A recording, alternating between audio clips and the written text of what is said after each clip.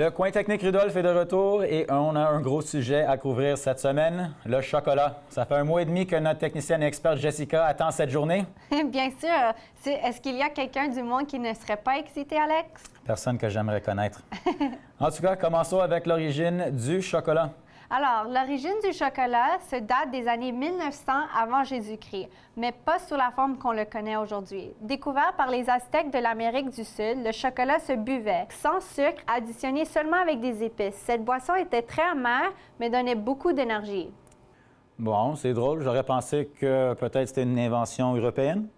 Bien, le chocolat provient de la fève de cacao, qui, elle, provient de la cabosse, le fruit du cacaoyer, communément appelé l'arbre de chocolat, qui lui pousse uniquement dans les conditions climatiques à maximum 20 degrés de latitude de l'équateur, 10 au nord et 10 au sud. Ouais, c'est pas mal des conditions précises. Mais le chocolat que l'on connaît aujourd'hui était introduit en Europe pendant le 18e siècle par les conquistadors espagnols qui revenaient au pays.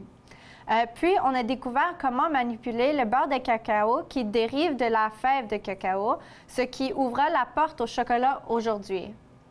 Et de là, ils ont commencé à créer des délices. OK, oui. La beauté du chocolat est qu'il est tellement multifonctionnel. Il est plus utilisé pour toutes sortes d'applications dans la boulangerie et la pâtisserie. Alors, comment fait-on la différence entre plusieurs types de chocolat? Supposons la différence entre un chocolat noir et un chocolat au lait.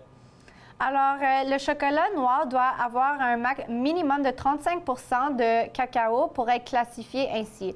Pour le chocolat au lait, en Amérique, c'est un minimum de 10 mais en Europe, c'est plutôt un minimum de 25 de cacao. Il contiendra également du lait en poudre et plus de sucre. Il y a aussi des chocolats spécialisés pour les chocolatiers ou est-ce que c'est les chocolats que nous en mangeons?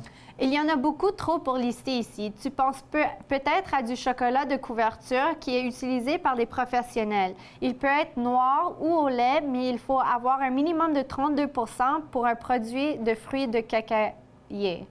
Alors, c'est un chocolat composé?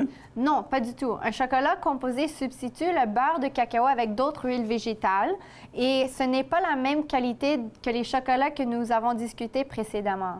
Alors, tu me dis, si je voulais remplir une piscine de chocolat fondu, ça serait plus rentable de le remplir avec du chocolat composé? Une piscine de chocolat, c'est tout? Peut-être un petit verre de Grand Marnier à côté de ma piscine. Incroyable. À la prochaine. Salut!